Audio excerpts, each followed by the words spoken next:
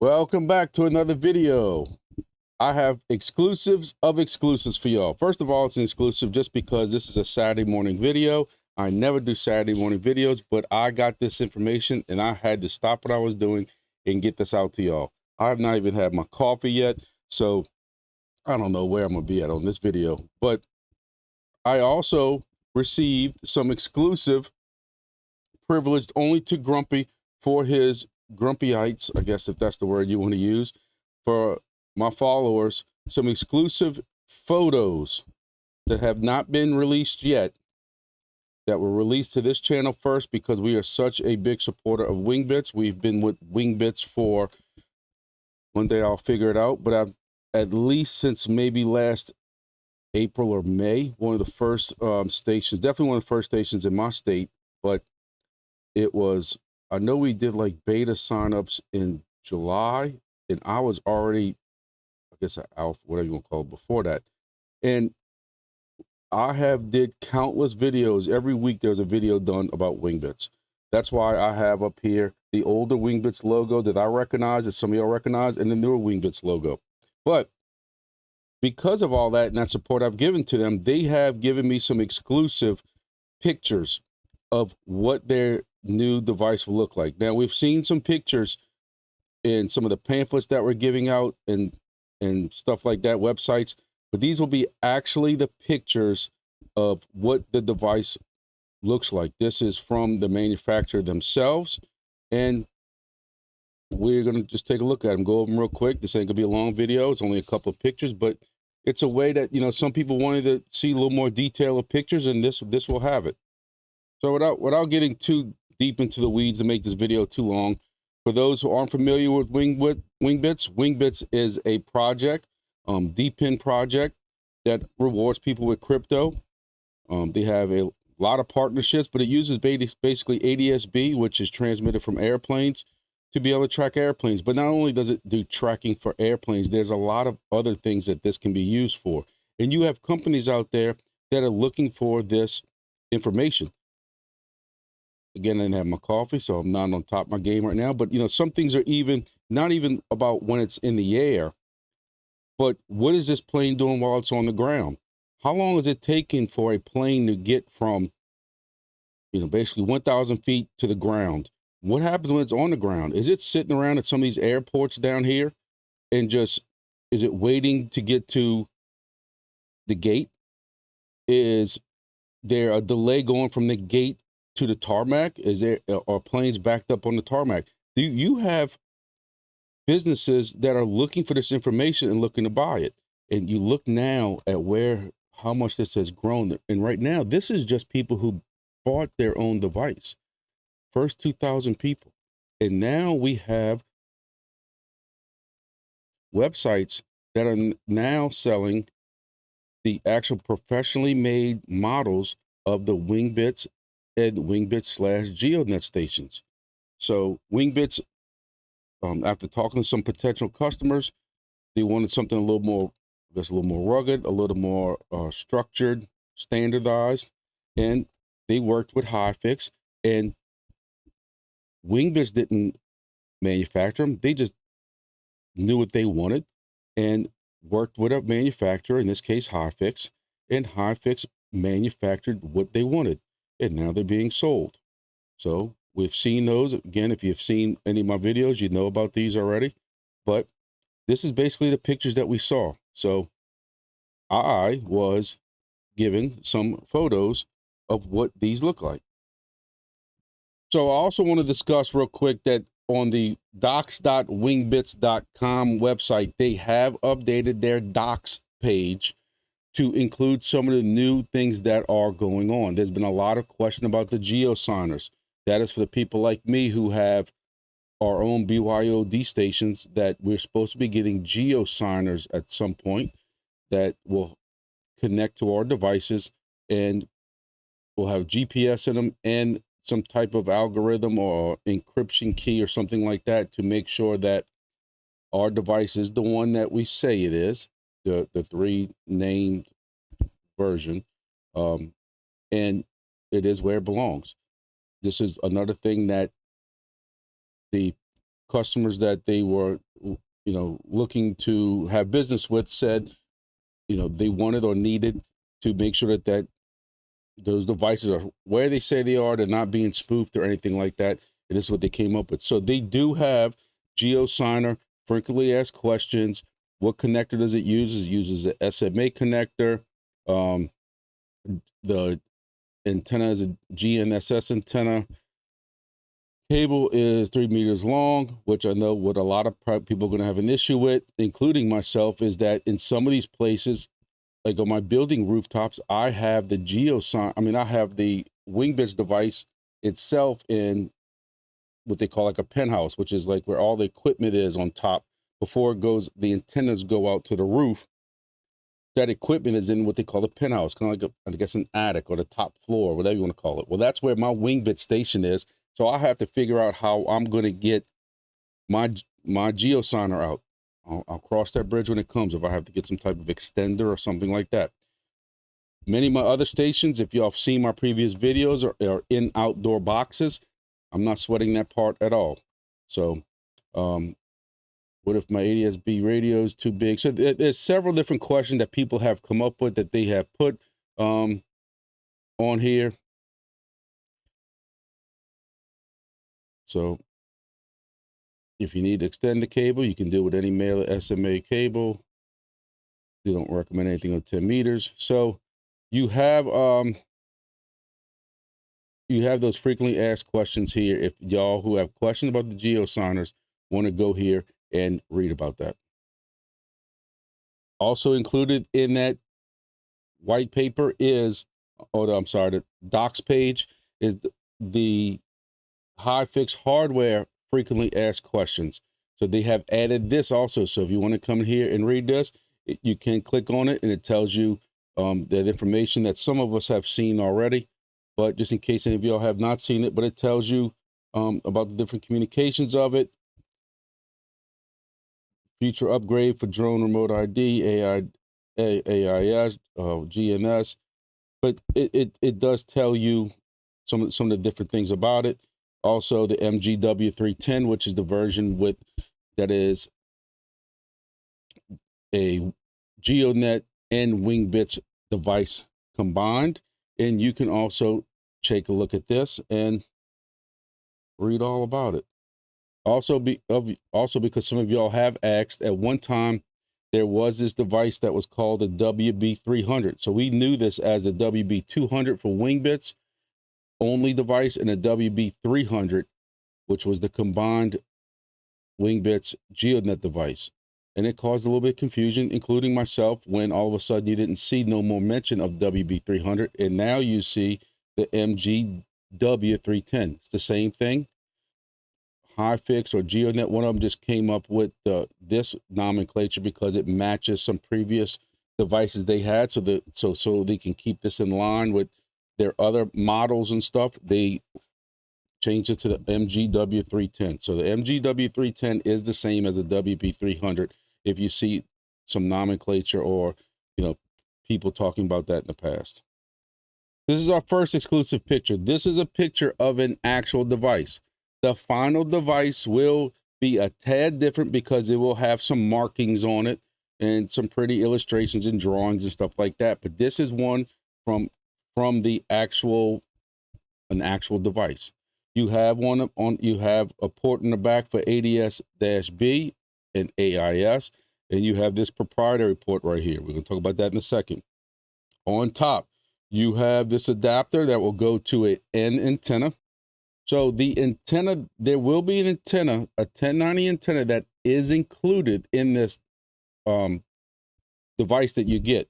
It will not need this adapter. This is just for production, but the final version will not. The final version, you can connect the antenna directly to the top of this device. There will be some adapters that are included in this so that you can use other antennas. So the antenna port on the top will be a TNC connection. The antenna that is included when you purchase this is supposed to be a 5 dBi with a TNC connector on there. So the version that will be sent out will not need this adapter. This is just for pictures only. It will not need an adapter. So your antenna that comes with it, which I'm told is supposed to be very similar to the ones that we're using now. You know me, that's my pet peeve is these antennas. I test every antenna. I'll have to see that. But if for some reason you don't care for the antenna, you find that antenna is different. You're getting very good coverage with whatever antenna you're using now. You're using a Yagi. You come up with your own antenna. You built your own antenna. It doesn't matter. That's fine. You take the little red cap that's right here. You take the antenna off. You cap it. And then you use this right here with an adapter that's going to be included. There'll be an adapter that goes from TNC to an N, if that's the kind of cable you're using now, or an SMA, if that's the cable you're using now. And you can then go and run your own cable to your own delight to wherever you want this at. Now, the difference is, as a GEODNET device, this thing still has to be outside. This whole case right here, the whole top of this, look at this picture. This whole top right here is going to be your GEODNET antenna, kind of like the GEODNET antennas they are now. So, but this is what it looks like with a cap on top of it. If you don't like that antenna, and then you can go and run your own antenna right here off their adapter. So people who are complaining about that kind of stuff, they've thought about that. They've listened to you. That's been included. They've thought about that. And there you go. And from what I understand, they have this cap that's right here. And this cap would just go, if you want to use a different antenna, this cap would just cover this.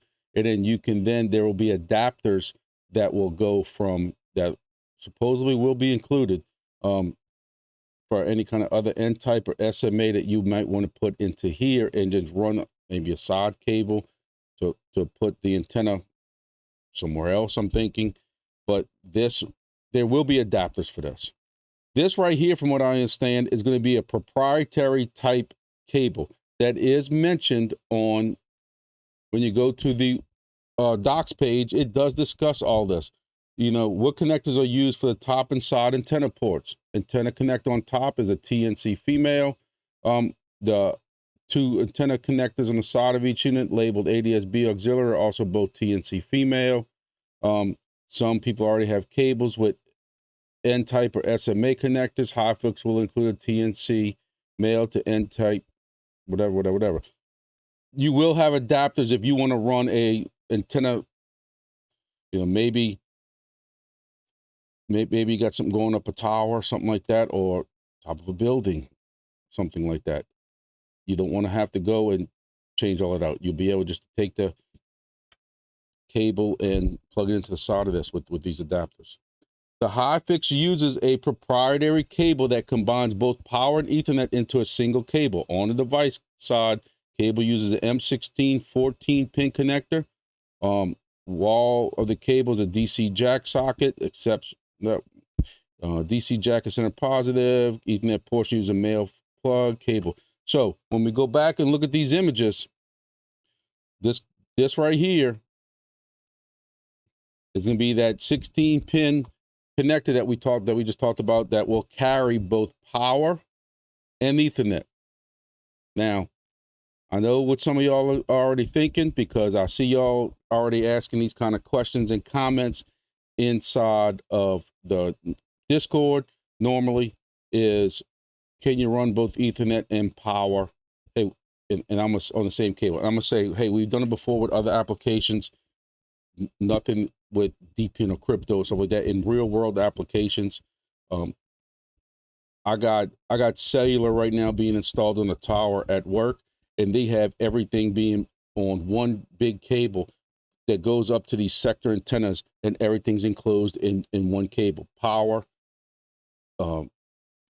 networking, data, whatever you want to call it.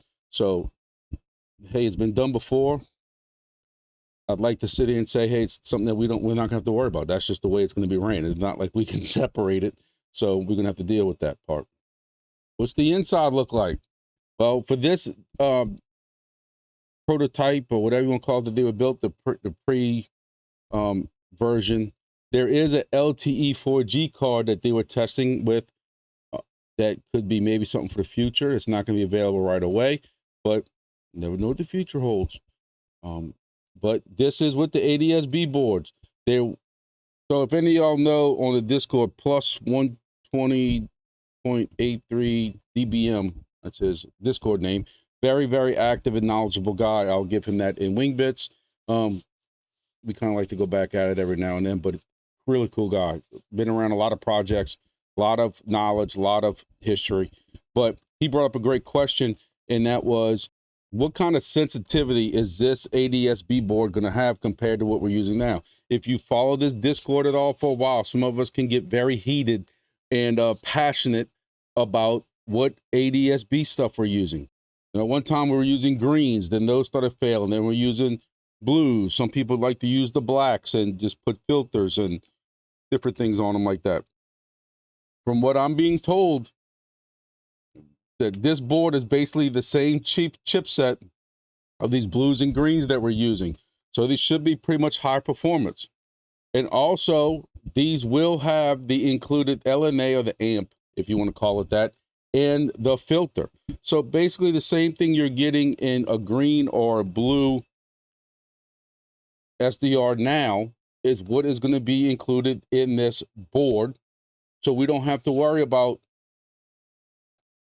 the filter or the LNA in most 99% of most installs.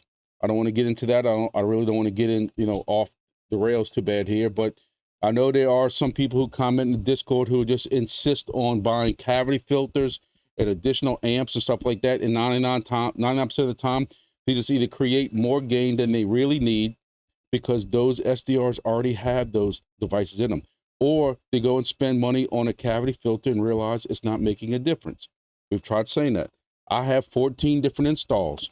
Only one needed any additional filtering. It's 420 feet in the air. It's on one of my buddy's towers, but he also has all kinds of every frequency imaginable on this tower from different vendors or companies. So I had to put additional cavity filter that I recommended in some previous videos, and that really cut it out. That cavity filter really did. But on a building I have in Baton Rouge that also has cellular on it, I didn't have to add any additional filter. When I added another cavity filter to it, it made zero difference. The noise was not that bad. So it's all about the install. I tell everybody, don't buy a cavity filter unless you need it, until you install it and need it. It's not going to help your wings out. It's not going to help everything out. So hopefully this right here, everything's included. You don't have to worry about any of that stuff. So again, the LTE 4G side of it, apparently that is going to be some type of option in the future. We'll have to just stay tuned for that. It'll help out people who don't have networking available. It was popular during some of the helium times where some people were able to add those type of devices and make very rural installs on side of mountains and stuff like that. So to me, that could be a game changer as far as where we can install this, because right now you kind of need that unless you go and set up some type of MiFi or something like that, which I have done in the past and it does work, but it's just now an additional device you have to install with it. So that's a cool thing that could be included in here. Now I think this right here was my most shocking picture that I was just shocked about, was 756 grams. Now here in America, we use real measurements, and I had to Google what 756 grams was, and I had to Google it 3 times because I thought it was wrong. This is 1.5 pounds, 1.5 pounds. Now, again, this does not have the antenna, but 1.5 pounds. I'll have to say it looks way heavier than this. When you look at these other pictures, I mean, you think you have more than 1 pound of metal right there, but it's not. One thing I do want to say also is about this, the mounting hole, whatever you want to call it. This is 5/8, which from what I'm reading is the same thing that our current GEODNET devices are using now, that you can put that rod in there. So that is kind of, I guess, their standard of what they are using, which is 5/8. So when you go back to that data sheet, it does say 520 grams. So that is, I'm besides myself that that's what that weighs. I mean, when you look at the size, 159 millimeters by 94 millimeters, you know, you're basically talking 6 inches wide, which is what, about maybe fits in your hand, if that. 6 inches by 3.7 inches. That could be as big as what some of us might be thinking as far as when we see these pictures or not. But again, not as big as what we thought, at least me, you know, to me, I just thought this would be a bigger device. So it's going to be lightweight, compact, should make it a lot easier for installs. I also see on here where it says for Wi-Fi, it does have 2.4 and 5 gigahertz. Some of y'all, you know, well want to use Wi-Fi. I am pretty much dead set against using Wi-Fi on any of these devices. GEODNET, of all my devices I have, is the #1 issue I have, is keeping that Wi-Fi connected. I had to put an access point literally right next to the GEODNET device. So I try to use Ethernet in every application. But for those who don't have that choice, hey, now Wi-Fi is available. I am seeing that it says the Ethernet port in this is a 10 by 100. This is just grumpy being grumpy. Why not a 1 gig port? I argue this with every piece of equipment that ever still uses 10 to 100. Listen, I understand they may never use more than 100 megs or whatever.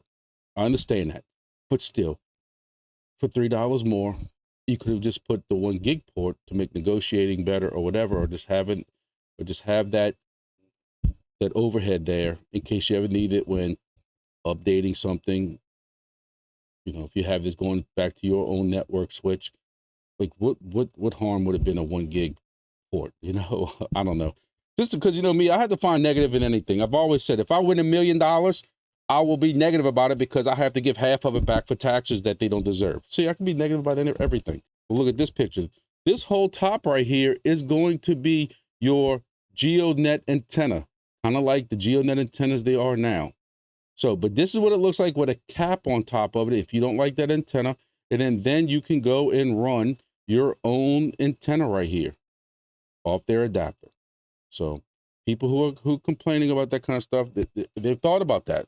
They've listened to you. That's been included. They've thought about that. And there you go. So that's it. We covered this. I don't want to make this that long of a video. Again, this is still big news to me. And I know I'm repeating myself if you've watched any of my previous videos on this subject, but I think this is a very big deal for this project, for Wingbits. I congratulate them because they were just a startup project a year ago, and they're still on beta right now. Beta rewards going out. They're not in full mainnet, but yet GEODNET decided to take that chance and are going to work with them. And GEODNET is already an established project. So you have GEODNET combining up with Wingbits for this device. And I think that really legitimized the Wingbits. Both teams have been on both projects have been doxxed. We know who they are. They do AMAs, they do videos, they show their face, which for me, after some of the past issues I've had with previous projects, is a very big deal for me. So I'm glad to see that. For those who are interested, you can still go. At one time, they talked about there was limited amount of pre-orders that they were taking. You can still go to hivefix.ai. It's HYFIX.ai and use the code GrumpyDad56 and you get 10% off of this, which it means $99.50 off of this pre-order. You're already getting $100 off because during the pre-orders, you're saving $100 on these. So this doesn't matter if it's this one or if it's one of the other, if it's the other one, the WB200. This one also is $100 off during the pre-sale, and with Grumpy's code, you'll get $39.50 off before shipping and taxes.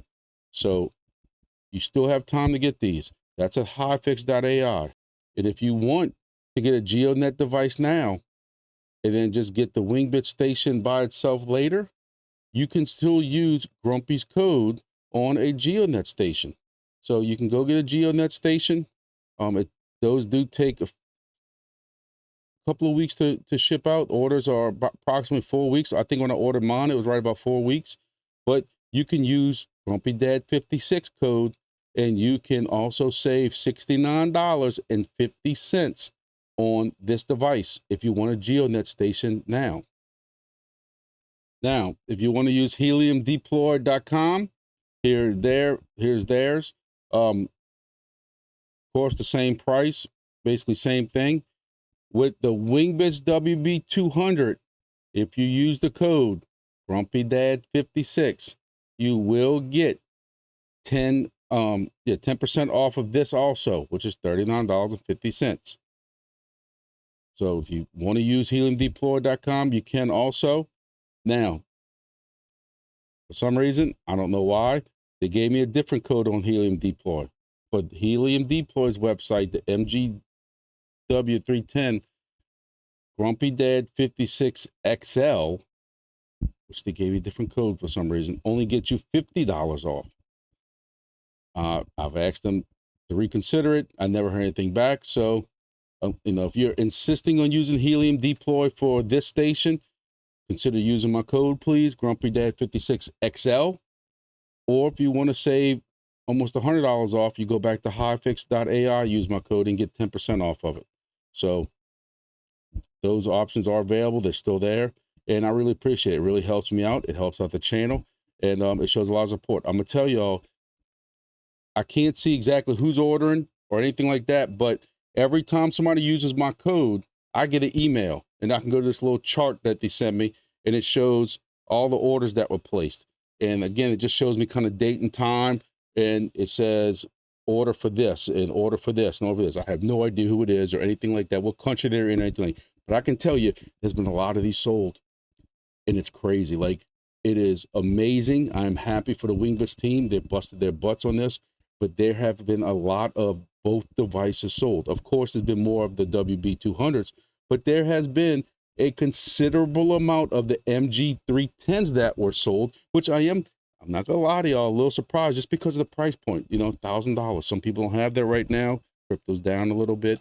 So, but it goes to show you people are willing to invest $1,000 or $900 using Grumpy's code into this project because that's what you feel about it.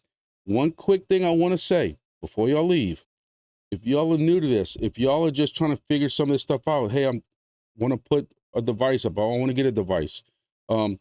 Please go to this map and check your area. Wingbits is not like some other projects, definitely not like Helium. Everybody lives, or every hex for a owner is in a what they call a hex 6. Hex 3s are rewards, hex 6s are a little bit smaller. If you live in this area and this is red, you cannot put up another station, and you can't fake it because the GPS dongle or the GPS inside of it is going to know you're not in the right area.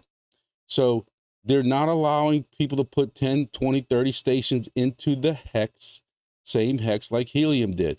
That's to prevent that. But another thing is, when you look at the rewards, you can click on one of these and kind of see what people are doing. This person right here is getting 60 something wings a day. This is all the hexes. So you can see the hex 3, resolution 3s is a little bit bigger than the hex 6s, but every hex is, gives out 25, I think it's 25 or so wings a day. And every person that covers it splits those hexes. Like this guy has hex 15. So he only contributed 1.98% of those. Wingbits knows how many messages came out of this hex a day. So depending on how well you covered all those messages and received those messages. So right here, this guy's hex ranking number 1. You need to look at this, because what happens is if you get to a station that is not as great of a setup, or there's a lot of people who are covering it, the problem is you're only going to get, say, like this person who's only getting 4 wings a day. And so you have people who come up on my channel and on Discord and say, they get all upset because I'm only getting 1.5 wings a day. Well, if you drop your device into a hex like this or a group like this, yes, you're only going to get that many wings, 1 point something, 1 point something. But yet you go like this station where he's the only one that's online, and he's got must have a great elevated setup because he's capturing all these hexes by himself, 100%. All these hexes. This guy is making, or gal is making, over 1,000 wings per day. With one station, he's making more than I am with 14 stations, and my station's on top of buildings and towers. And this is a perfect example of what I want to tell you is, when you decide if you want to spend this kind of money, please check your area to see what the saturation already is. If you're going to stick something in the middle right here, you have to expect that you're going to get 3 wings a day. If you come right here, where you're going to be the main person contributing to these hexes, not financial advice, I'm not promising anything, I don't know because I don't have a station there, but you can expect that you can get over 100 wings a day. That's the way it should work. You know, same thing. If you're in a kind of rural area, or even like right here where there's only 1 or 2 or 3 stations, you make sure that that antenna is installed above your roof line, clear line of sight all the way around. Remember, these planes are 40,000 feet in the air. This isn't helium trying to get antenna to antenna. I like to go over this because I just want to remind people this, because I see the people complaining that this project ain't going to work because people only getting 1.3 wings a day. No, I just showed you some people getting over 1,000 wings a day. I'm getting 700 plus wings a day. All matters about your setup and what's around you. So I don't want to make this video way too long. Again, I probably went longer than I wanted. Make sure you subscribe to GrumpyDev56 on Twitter. Make sure you like this video, please, to help Wingbits and GeoDNet and to get this out with the YouTube algorithm. Please hit subscribe, hit the little bell for the notification so that you know when I'm doing the lives, when I'm doing more update videos. I have several update videos about different projects that I'm coming out with that I'm going to try to make this weekend. Can't promise anything. I got a lot of stuff going on. But if not, on Mondays, I do a complete lineup of all the projects they're in. That video is over an hour long, but I do chapters so that you can skip around between the projects that you care about, and you can skip the ones you don't care about. So Thursdays, we have a great live that I do. It is completely ruckus, meaning that I have no like form that I use. I just kind of start talking about stuff, and we just start chit chat between all of us in the chat and stuff like that. And it can last up to 2 hours until I tell them y'all have to go home now. and it's a really fun time. So on Thursdays, y'all can check that out. So other than that, thank y'all for watching. Get these Wingbits stations. Use my code, please. If y'all have anything, my email is in the bottom. I have Discord. Y'all can contact me, and I'll help y'all out as best as I can. Thank y'all. Have a great weekend. God bless everybody, and see y'all in the next video.